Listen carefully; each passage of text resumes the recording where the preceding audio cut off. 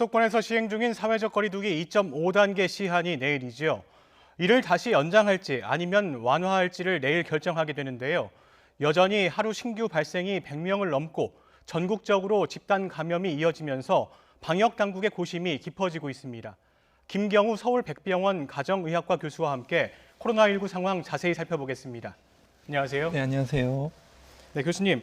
오늘 신규 확진자가 136명, 그러니까 지역 발생이 118명, 그리고 해외 유입이 18명인데요. 증가세가 한풀 꺾인 모습이다, 이렇게 평가할 수도 있을 것 같은데 그동안 강화된 사회적 거리두기가 효과를 냈다고 볼 수 있을까요?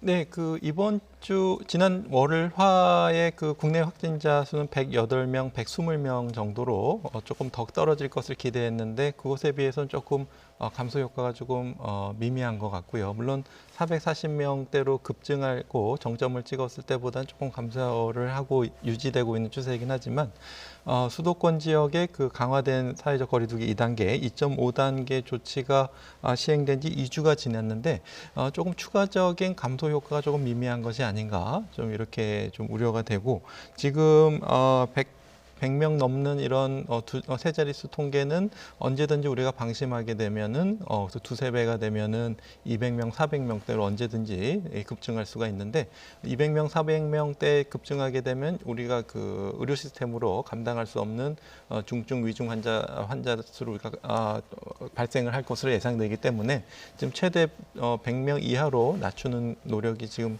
무엇보다도 절실하다고 할 수 있겠습니다.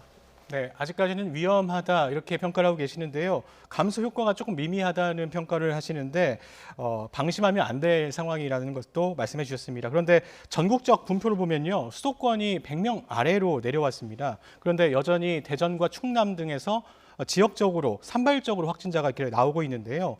아직 지역 확산 추세가 이어지고 있다고 볼 수 있겠지요?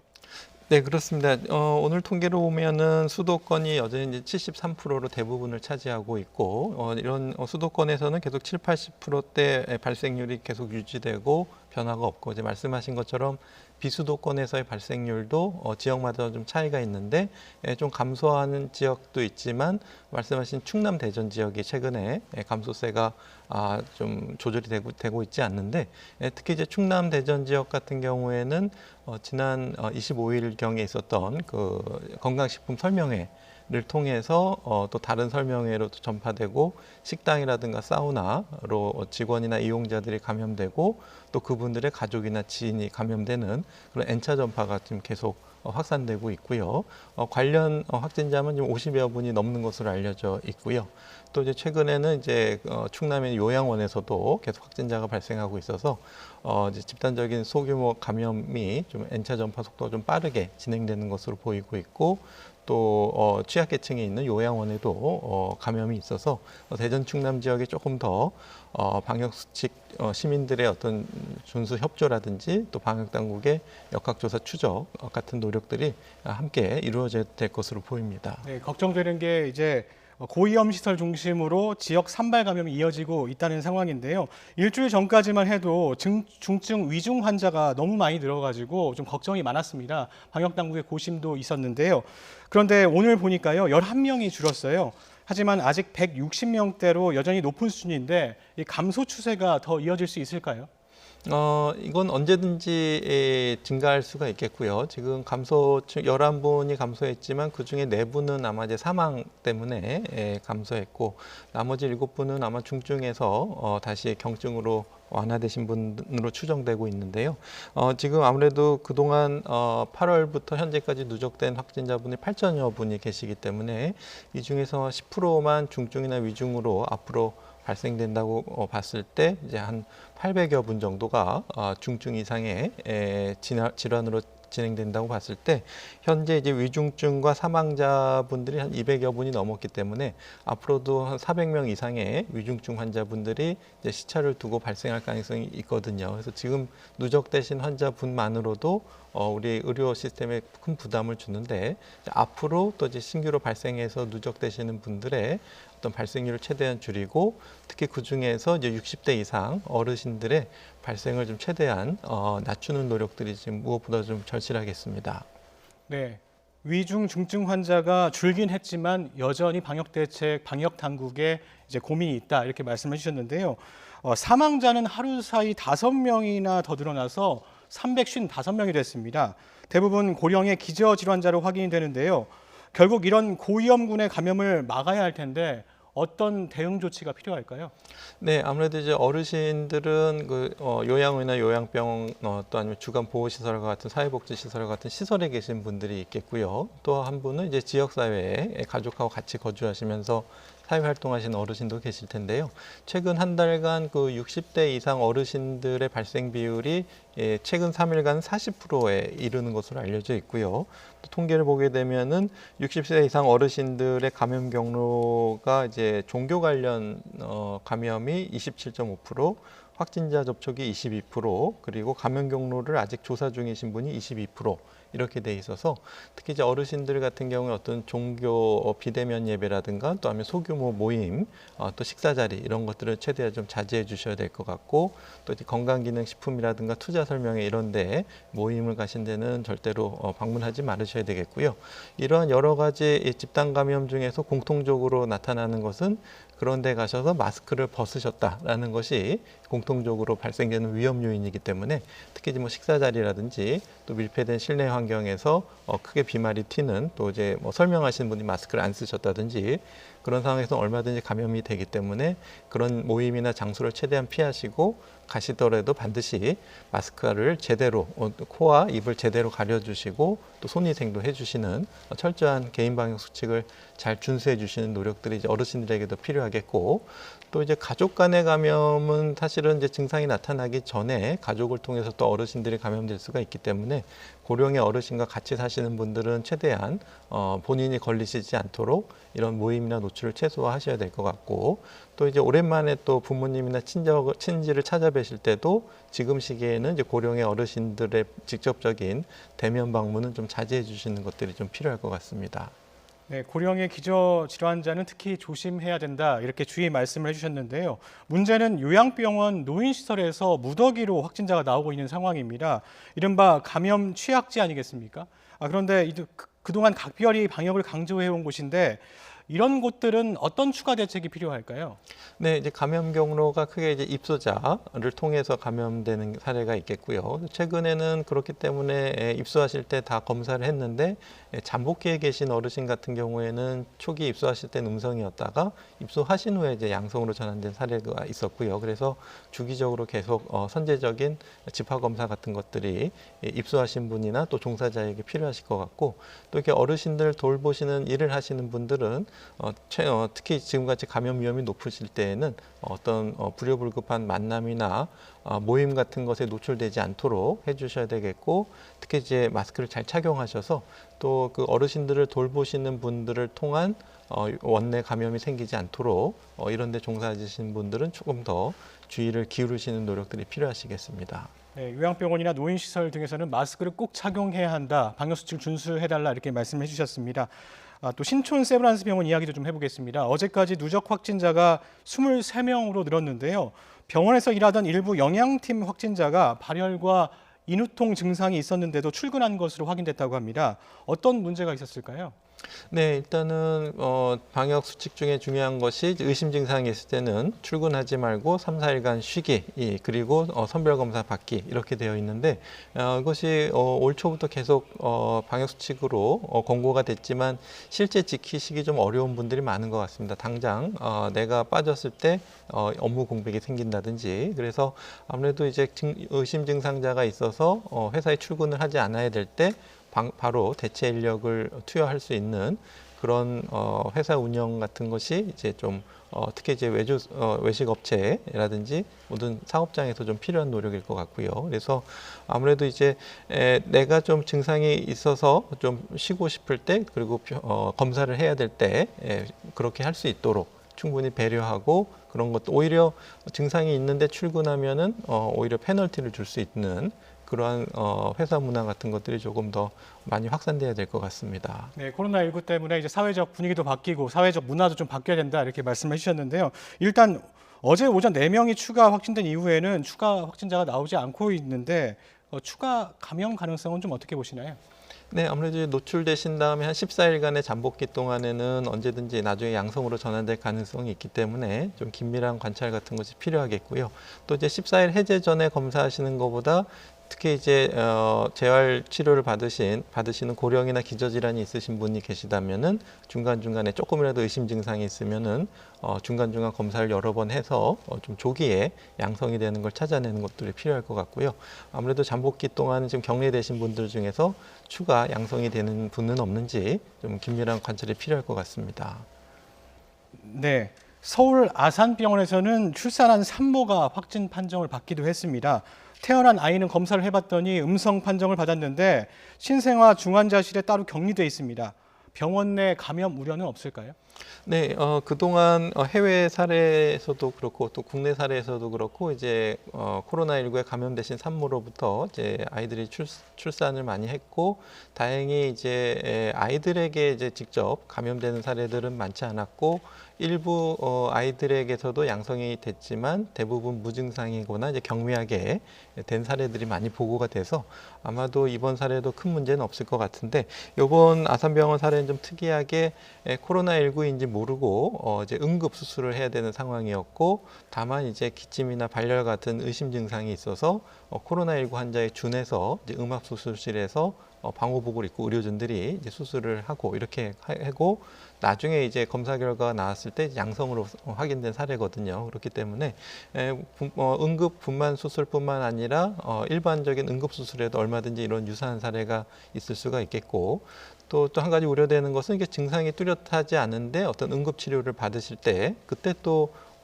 양성이 나중에 나와서 또 의료진이나 원내 감염이 또 노출되는 경우도 있기 때문에 이제 무증상이거나 이렇게 무증상이면서 이제 응급수술이 필요하신 감염자를 어떻게 병원에서 관리를 할 것인가 이것도 굉장히 좀 큰 숙제가 될 수 있을 것 같습니다. 그래서 일단은 최대한 검사가 빨리 나오면 좋지만 그래도 조금이라도 의심 증상이 있고 CT 같은 데서 의심 소견이 있다면 이제 코로나19에 준해서 음압 처치 같은 것들을 해야 되는 것이 필요한 것을 좀 시사하는 사례라고 할 수 있겠고요.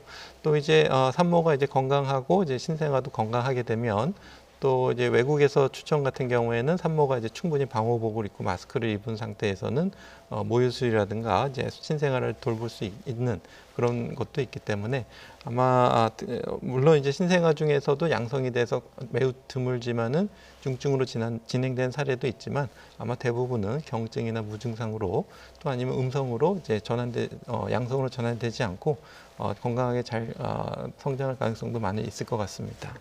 네, 그렇군요. 대전에서도 건강식품 설명회에서 이어진 집단 감염이 이어지고 있습니다. 어제도 7명이 추가로 발생했는데요. 대전시에서는 검사 속도보다 확진 속도가 빠르다면서 어려움을 토로하고 있습니다. 이 대전 같은 경우에는 왜 이렇게 확산 속도가 빠른 걸까요? 네, 아마도 그동안에 여러 사례를 통해서 봤을 때 한 분의 어떤 감염자를 통해서 방역 수칙을 좀 소홀히 하는 추가적인 어떤 모임이나 소규모 집단에서 연쇄적인 감염이 일어나는 사례들은 그동안 있었는데요. 이번에 대전 사례에서도 설명회에 참석하셨던 분을 통해서 감염이 있었고 그 집단 감염을 통해서 어떤 주변의 식당이라든지 또 사우나라든가 또 다른 설명회에 또 참석자들이 같이 감염되고 또 그분들 접촉자를 확인해 보니까 이미 가족이나 지인들이 또 감염되고 이렇게 이제 N차 감염 속도가 굉장히 빠르게 진행되는 것으로 보고가 되고 있는데 지금 이미 그 감염 전파가 시작된 지 좀 상당한 시간이 됐기 때문에 지금 그것을 이제 확인하는 과정인데 우리가 이제 접촉자가 음성이 나올 때까지 빨리 추적을 해야 되는데 워낙 확산 속도가 빠르기 때문에 이렇게 워낙 조사해야 되는 사람도 많고 시간도 급하고 이럴 때는 아무래도 이제 전 국민들께서 철저한 방역 수칙을 준수하셔서 비록 역학조사로 통해서 격리자로 통보되지 않는다고 하더라도 모든 사람이 내가 맞는 사람이 감염자일 수 있다라는 경각심을 가지시고 최대한 접촉을 피하시고 마스크 착용이라든가 손위생을 철저히 해주시는 것이 우리가 역학조사 추적으로 못 찾는 그런 감염자로부터의 감염을 차단할 수 있는 유일한 방법이 될 수 있겠습니다. 네, 이렇게 확산 속도가 빠르다고 한다면 N차 감염도 확산할 수 있다 이렇게 보시는 것 같은데요. 추가 확산 가능성도 있다고 보시는 거죠? 네, 그렇습니다. 이제 그 대전, 충남 시민분들께서 얼만큼 방역 수칙을 잘 준수하셨느냐, 그리고 또 추가적인 소규모 집단 감염이 아직 우리가 못 찾아내는 것이 있을 수 있겠지만 그런 것들을 얼만큼 모임에 참석을 안 하시고 방역 수칙을 잘 지켜주시느냐에 따라서 N차 감염의 연결고리가 확산세가 좀 나중에 확인이 되더라도 이제 꺾인 상태에서 좀 감소된 상태에서 확인될 수 있기를 좀 기대해 보겠습니다. 네, 이런 가운데 내일까지로 연장된 수도권 사회적 거리두기 2.5단계를 다시 연장할지가 관심인데요. 먼저 어제 방역당국 브리핑 듣고 오시겠습니다. 우리는 지난 1월부터 단체 줄넘기를 함께 하고 있다고 생각합니다. 또 서로 간에 일정한 거리를 두고 지금 자신의 위치에서 최선을 다할 때 줄넘기를 이어갈 수가 있습니다. 연장을 할지 아니면 중단을 할지 아니면 다른 제3의 방법으로 조금 더 효과적인 거리두기 조치를 해야 될지와 관련되어서는 조금 더 사항을 지켜보자는. 네, 조금 전 속보가 들어왔는데요. 대전시가 14일부터 요래방과 유흥주점 등 주점을 새벽 1시까지 영업이 가능하도록 하겠다 이렇게 결정했다고 합니다. 14일부터 대전 노래방과 유흥주점 등은 새벽 1시까지 영업이 가능하다. 지금 아까 말씀드린 대로 대전에서 건강식품 설명에 관련해서 확진자가 계속 늘고 있는 추세라서 대전시가 이처럼 결정했습니다. 다시 한번 전해드리겠습니다. 대전시가 14일부터 노래방과 유흥주점 등이 새벽 1시까지 영업이 가능하다 이렇게 밝혔습니다. 네, 다시 한번 김경호 교수님과 이야기 나눠보도록 하겠습니다. 네, 지금 사회적 거리두기 2.5단계 연장 여부에 대해서 방역당국은 아주 신중한 입장입니다.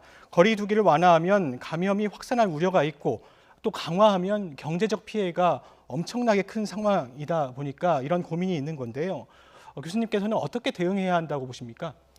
네, 일단 경제적인 피해는 우리가 이제 방역을 잘했을 때 얻을 수 있는 경제적인 이득이 있고 또 이런 방역 조치를 강화했을 때 피해를 보시는 소상공인 자영업자분들이 계시기 때문에 우리가 철저한 방역을 통해서 얻는 경제적 이득을 이분들에게 돌려드려야 된다고 봐야 될 것 같고요. 그렇기 때문에 지금 어려움을 겪으시더라도 그것이 더 큰 경제적인 효과가 있다면 이분들을 적극 지원하면서 강화된 방역 조치를 유지해야 될 것 같고요.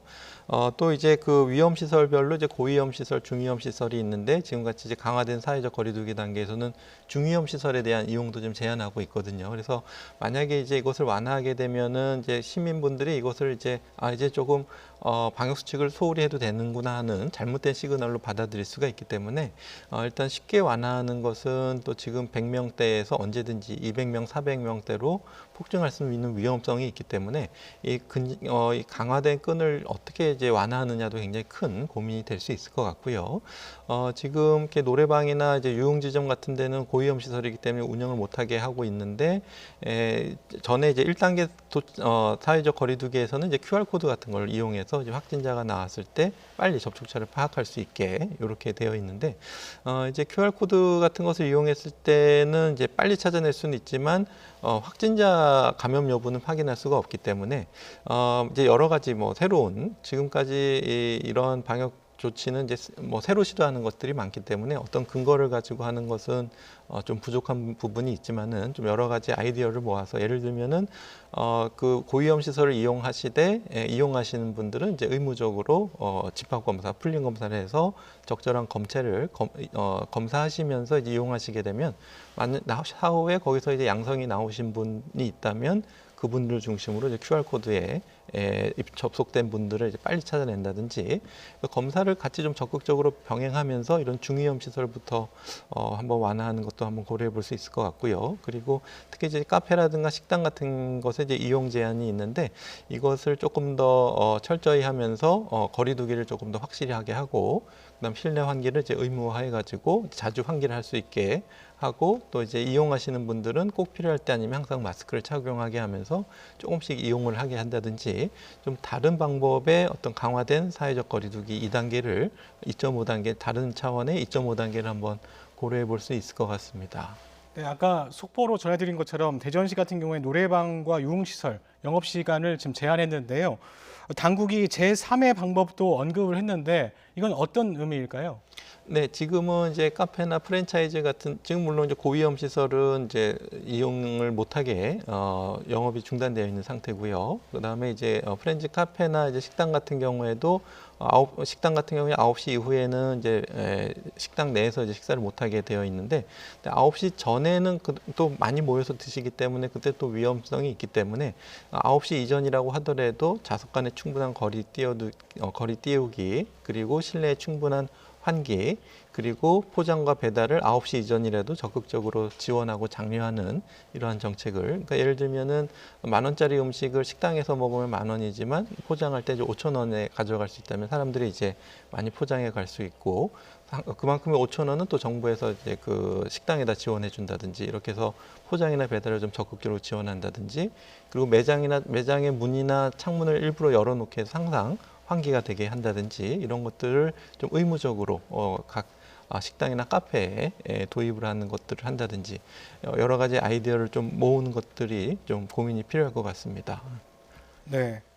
앞으로 또 다른 고비가 될 추석 연휴가 다가오고 있습니다. 코레일에서는 지금 좌석 창층만 발매를 하고 있고요.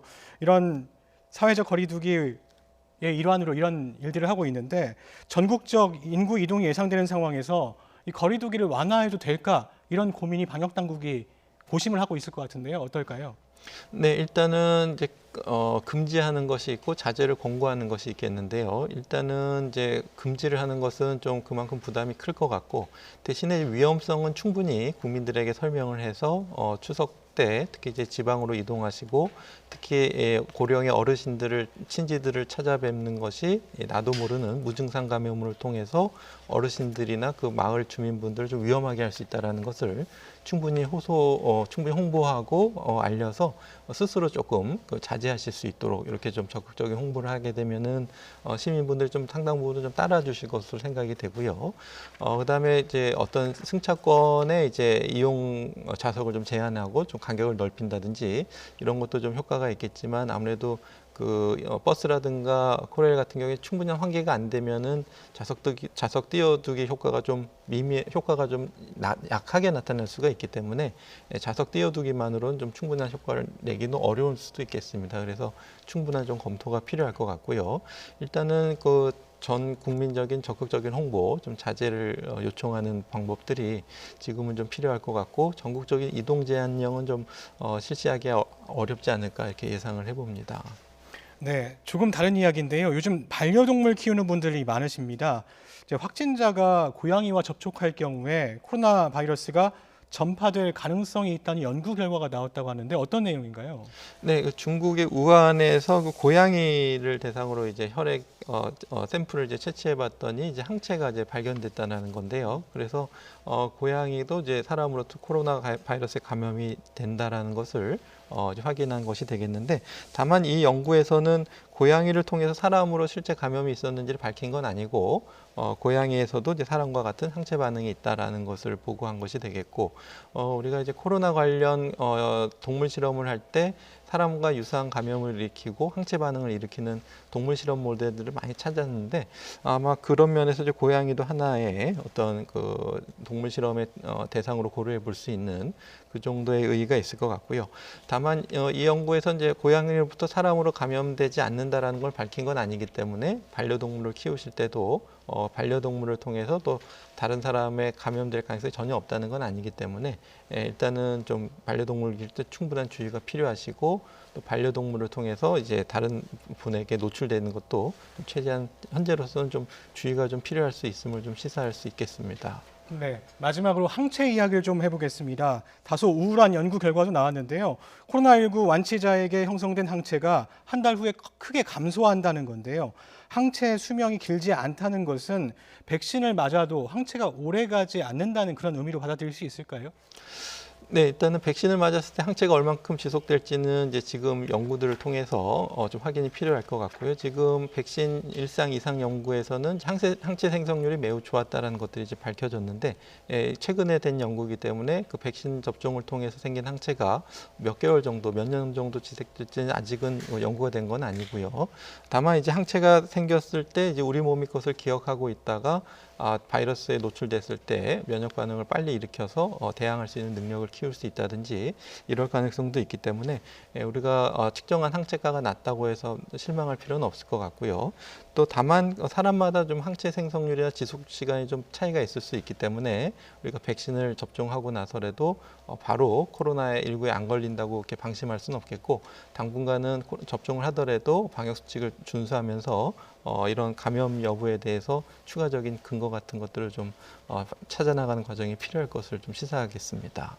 네, 오늘 말씀 감사합니다. 서울 백비병원 김경호 교수와 함께했습니다.